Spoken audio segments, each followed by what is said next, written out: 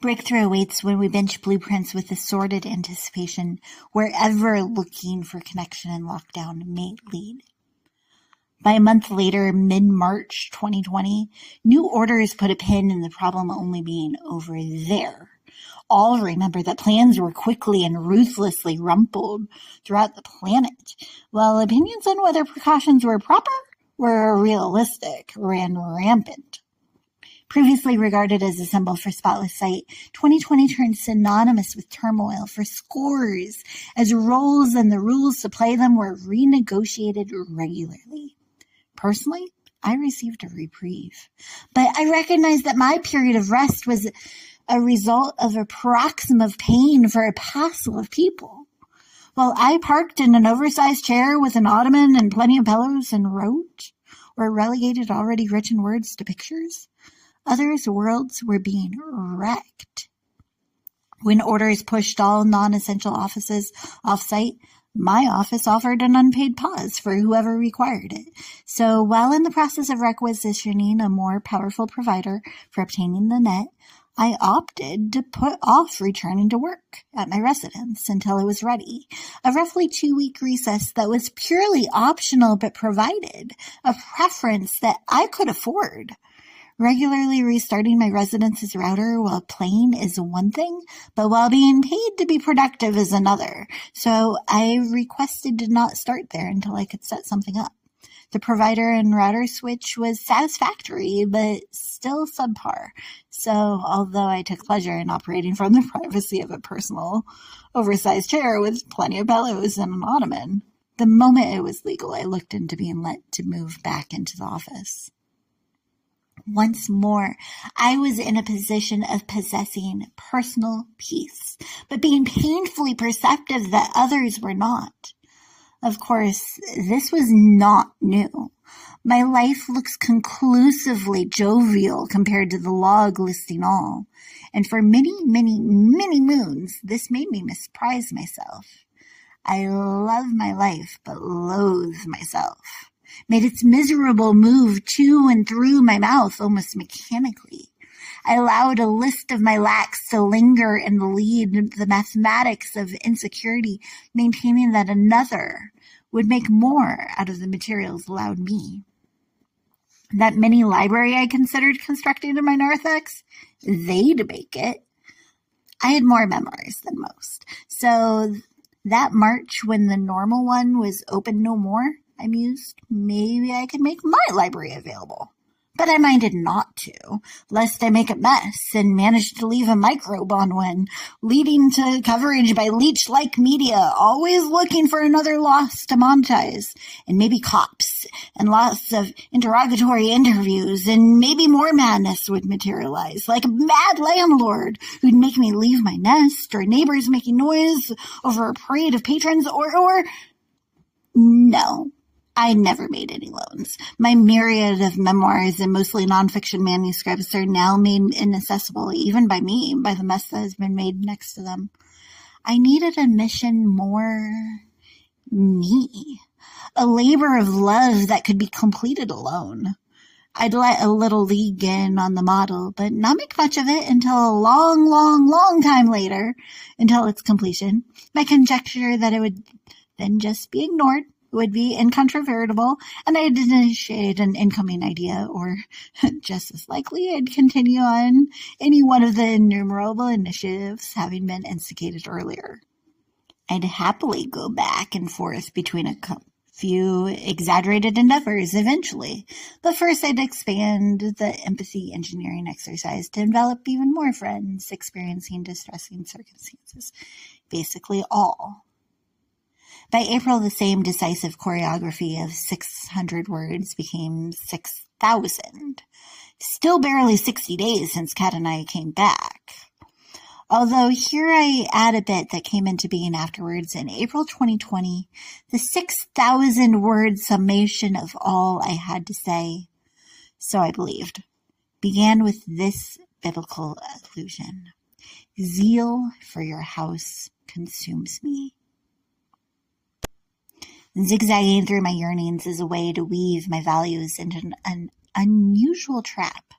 not to ensnare readers as a punishment for obtusely neglecting me or my message, but to newly obstruct the path and quiet us all as we regain footing. I structure this as a speed trap to slow us down. I request readers and the real recipient alike to please perceive this as a prayer for revival. Private prayers really should stay silent, if for the sake of self-righteous piety. But please, I pray that people perceive this as poetry, repurposing the phrases into their own prayers.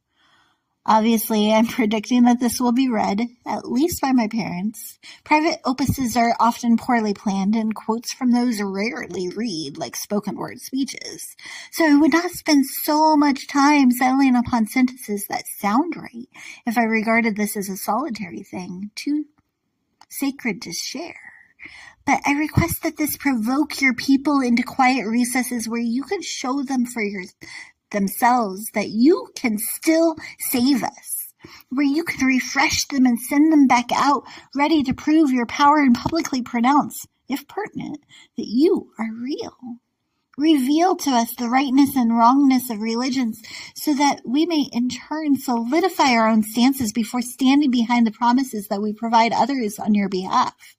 May apprehension at the prospect of providing phony hope not prevent us from offering any at all.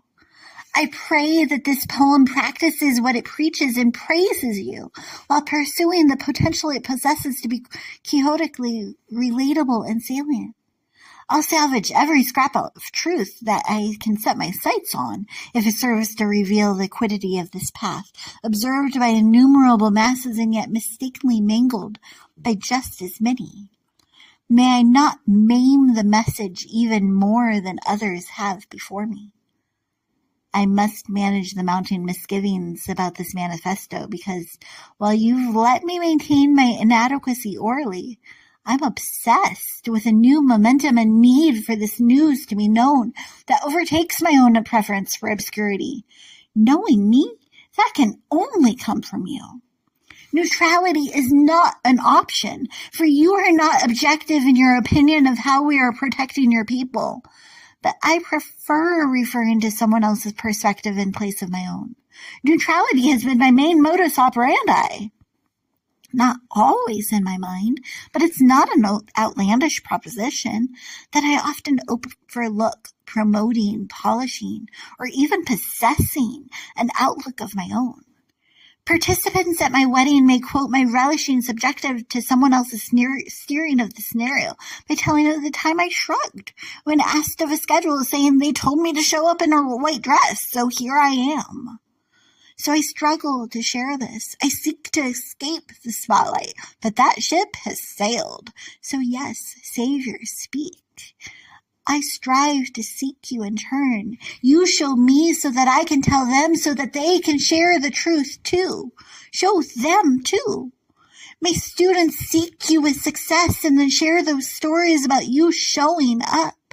May each tale be a salve to someone. May each testimony strengthen the rope securing us to the shore when the seas threaten to swallow us. As we enter the shadows, ready to transform, speak the secret that saints have held sacred for centuries. The saints are sinners who recognize your role, who still say, though their tongues are sometimes silenced by unseen taunters, speak, Lord. I'm listening. Would you respond as personally as you have for me? Please. I'll stop there until the timing seems right to start again and tell you of a second task I undertook during those 2 weeks after the state said to shut down. I saw a strong, recondite perhaps, but real, parallel between the then recent quarantines and a previous period of residing in a separate realm of sorts, surrounded by specific souls 24/7 and separated to a significant extent from the rest. A smoky sense of timelessness seemed to splice the two together thematically, and especially after reading some social media summaries, I thought that the time it'd take to share some of my thoughts from that season when I struggled with a sense of isolation, despite sharing a relatively small space with 6 teammates, would be time well spent. I wrote steadily in my 6 months in a Spanish-speaking sovereignty with a team of 20-somethings seeking to... I'm not sure.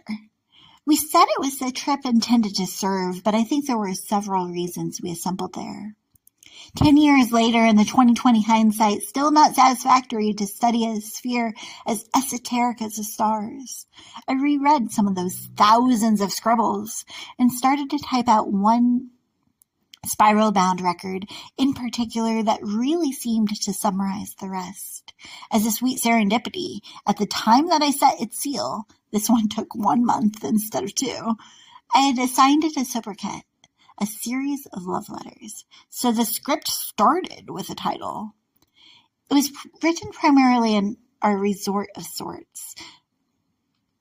Standalone straw-roofed prayer house where I'd regularly shuffle between relief at the solitude and shame that I hadn't succeeded, or to be sincere, tried, to spark a revival that would have the place packed and regularly streaming in and out on a set schedule, some staying for a short time, some staying for 12 hours after a sunrise shift, as a singer stopped simply because the spirit was so strong, singing thanks for the sunset as they sauntered to scared spouses. I'd think of the reasons why I had spent my severance on traveling to someone else's space instead of saving it for a residence I'd share with a spouse someday. And I'd teeter-totter between smiling at the sing-alongs in the showers, tenors unhindered by the thin separating partitions that didn't quite reach the tin roof, and rehearsing the suffocating silence surrounding a stroll to the store to replace a cellular after it was smashed into a palisade. Though thrown because someone was starting to tire from the surmounting stress of such a setup, still this rule said that we were required to have 2, or in some circumstances 3, teammates in order to stray into the city. I'd stage a remonstration to the sovereign spirit and then inscribe what I thought he said back. I'd start to say that the team would stop suffering if I stopped subsisting. And he'd sternly tell me to stop. I'd say, so I suppose I should be somewhere else, but seriously, Savior, how do you see me? I'll skip and reorder since I'm stuck with a specific structure, but he told me I was strong, the technical significance of my signature, a servant, that he saw potential, that I was trustworthy but scared, that I was a righteous princess. As the pen progressed across the page, my optic perception of the page petered out. The manifestation of leaking eyes landed at the moment that the ending name my lord mentioned to me. My main moniker was listed. I looked down at the emphasized nickname, one that marvelously meant to me likability. Mine. Moments like those may look meaningless to many, but when I listen to memoirs or even social media news bites, I obtain a picture of prayer becoming real when there are little signs saying, yes, I see you. Stuff like the time that I thought seconds before starting straight for the restroom, phone first. So I instead went to retrieve it from the spot where it was stored during my food service shift and saw there were no skipped messages. So I started to return it so I could pee, and it rang. I am so sorry to set such a strenuous task upon you, but this is truly significant to me, so if it would be even remotely possible that I prize being able to respond with perfect timing, with real sincerity. My rests were unscheduled. I skipped my second countless days. The thing stayed on silent at all times. There were 3 seconds in a total shift where she would have received reassurance versus a scripted, sorry. And something in her said try. And something in me said stop. And her stressor was taken away with, seriously, we were set up. Even if the timing hadn't been so spot on, of course I'd say yes without thinking. No trouble at all. But I think the timing is special, and you should take it as a sign that since you really prayed about the right answer, someone wanted you to see that this was it. That this is significant to him, too. That the same spirit that told you to try was telling me stuff behind the scenes to ready me to respond. Really, I am not stressed about this, and you shouldn't be either. I will not pretend to remember responding to a personal prompting to rush to the restroom, or regard another 6 or 7 minutes of salad making as essential, but I remember the phone first, and I remember the smile that I returned to work with. I want to see the behind-the-scenes reels of stuff like that, to see which responses to personal promptings on both of our parts could have prevented that. How many other ways our Lord would have offered? I think one day we will. One day parallel possibilities will be obvious.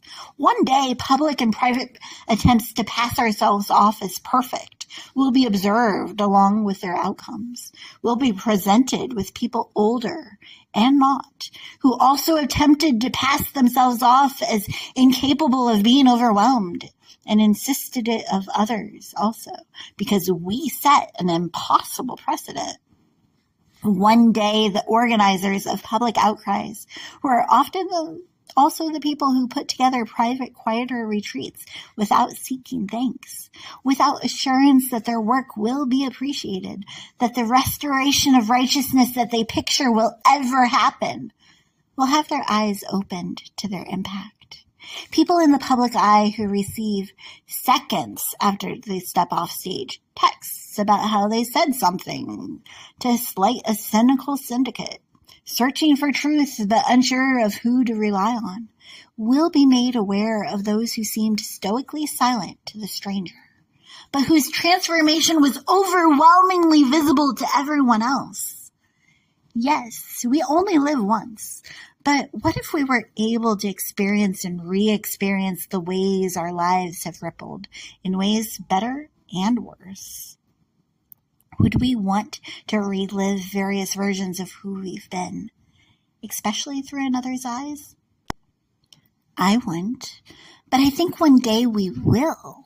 So wouldn't working through even a weensy wedge now versus waiting for who knows what relieve the anxiety that waiting would warrant once the rules were made known, that our work will be weighed, not for how extravagantly exquisite the words were or even how voracious were the vocables we uttered, but for how well our lives, with and without words, were witnesses to a reality of a world with an unwanted ruler who reveals himself as love and who wants to win over even those who have disavowed him with the veridicality of that wonderful word.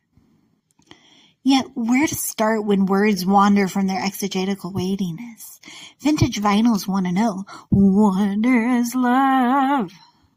How can one work their way into discovering anything when words are weighted down with layers and layers of affixed verdicts and vetoed previous ways of viewing them? How can one wonder about what one could be overlooking when it's warned that wondering alone is hazardous and wondering with others is equivalent to whining, which is a waste of everything or worse, waging a vicious war on everyone else's also wavering viewpoints? We remember what is the result of Eve's wanting what was beyond our reach. A wide-angle viewpoint that wasn't hers to have. But she had regular interviews with the one who knew everything. What would he have been willing to share if she really wanted to know? What was he withholding versus what was he offering without it being viewed as what she had requested? Wouldn't Eve have wanted to know what any woman wants to know when a to-be woman or man is ready to exit her womb? Who will this wee one be? How will I warm them? Will I be worthy of their unwavering love? Will my weakness leave them vulnerable? What would have convinced her that all would be well? After she expressed wariness of rules, but while the two would-be caregivers were yet walking as one, each want was valid and warranted a response. They weren't in the wrong for wanting an exposition on what to expect. What went wrong is that when they were given words of advice as what to do now, they wasted the given interval wondering why they should waste their lives working on extras that didn't work with their view of what would be. A view that they wouldn't have been privy to if they avoided the way of the viper like they were warned to.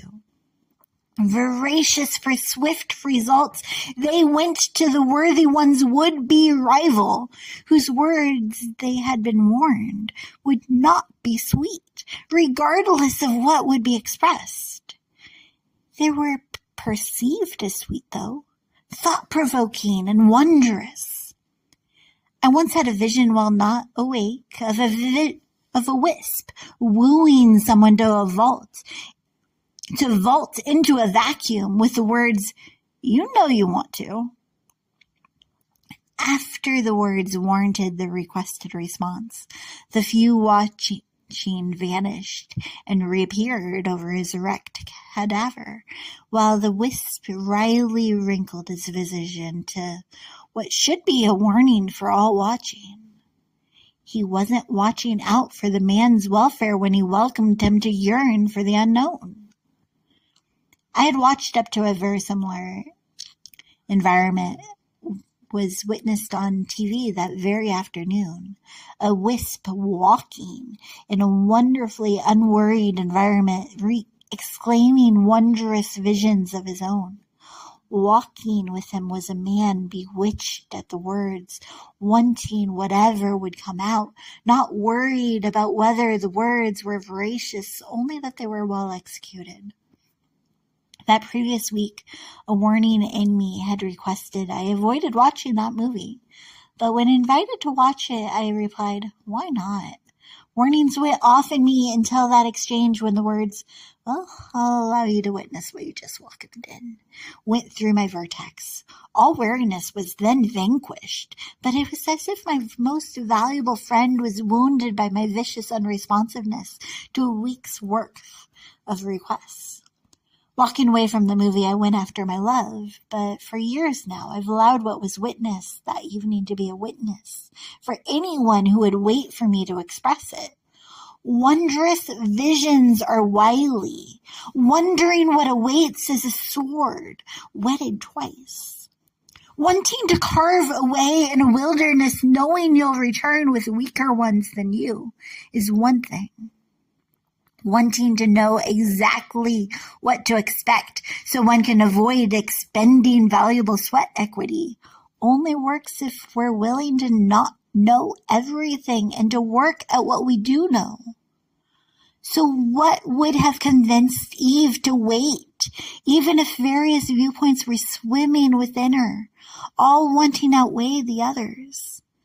What would she have been waiting for?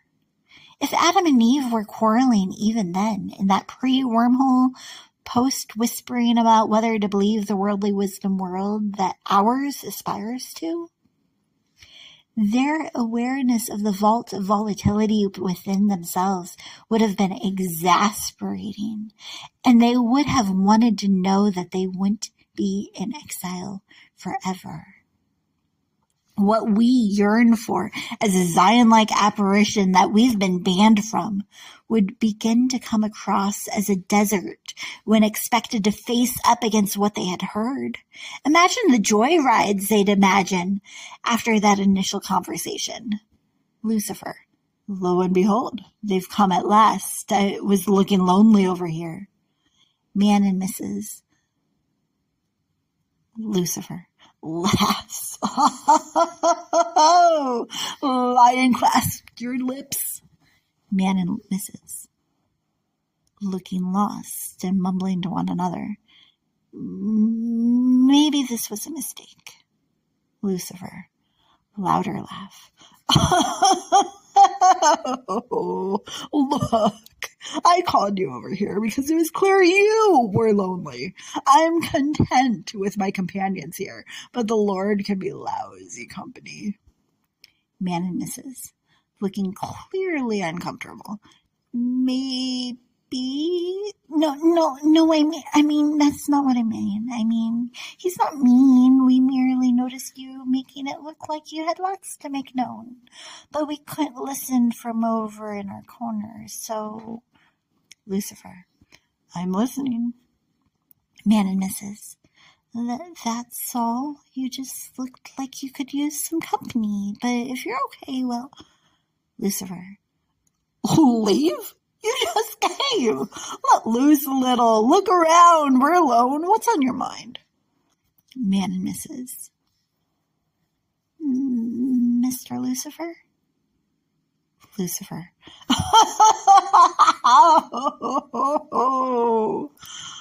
Laughs. Mr.? All right. Now I know you're looking to make more than a little conversation. Spill it. Man and Mrs., why did the Lord kick you out of, well, you know, weren't you lead musician? Lucifer. I was more than that. After listing what his managerial acumen had accomplished alone, Lucifer continued to list improvements he had made to an already marvelous environment by enlisting a cohort. For a long while, he made known the minor misunderstandings that became major, when the major, like always, majorly overacted. To people who had been asked to rule over other species, none of what he said seemed unreasonable. Surrounded by splendor, it made sense that he took it in stride and ran with it. His petitions were popular. The others noticed how meaningful his messages were. Man and Mrs., so the Lord kicked you out because you were more of a leader than he was, and then kept us away from you so you couldn't defend yourself? Cool. Lucifer clarified that he wasn't kicked out. He left and loads with him. Mentioning it only to himself, he made it known that he had another land in mind. What they had looked at as a lovely life in an even more lovely land was made out to be a landfill in comparison with what they could have had if they could be where Lucifer came from. Why couldn't they come from there too? The Lord kept letting them know that they were the elect, elected to be condemned to languish without all the lavishness the Lord could cultivate for them if he so desired. They started to seethe. But he said they had to cultivate this land instead. Okay, they could comply. They left the menace who had named himself the Morning Star, looking forward to cultivating an alternative land than the one the Lord had in mind. They left the menace who had named himself the Morning Star, looking forward to cultivating an alternative land than the one the Lord had in mind, mulling over the enticing invitation to look at what lay ahead. The concept was too captivating to consider why the Lord had made it clear that the cunning confidant that they would come to know as a companion couldn't be leaned on. It's just that they were already learning too much from his misconstrued lessons to listen. They had loved to make noises with their mouths even that morning, and the Lord claimed to love it. But now that they knew about music, with more than mouths, their lone a cappella muttering seemed meaninglessly minuscule. Listening to their companion carry on about communities and what would come out of them, they learned loneliness. Listening to their loneliness, they learned to lament. Lockdown and how to leave it became their lodestone, the magnet around which all conversation circled. Looking at their land as one quarantined to keep them from all that would come, they came to loathe their lot instead of love the closeness to their Creator that they once craved. No longer contained, Lucifer's militant malady was even more malevolent than Vladimosis's made-up microbes looking to kill anyone without the moonman's immunity. None would be allowed to live with that level of malignancy loose, and the king, considered in control of his land and all within it, would be condemned as culpable for all the lives lost.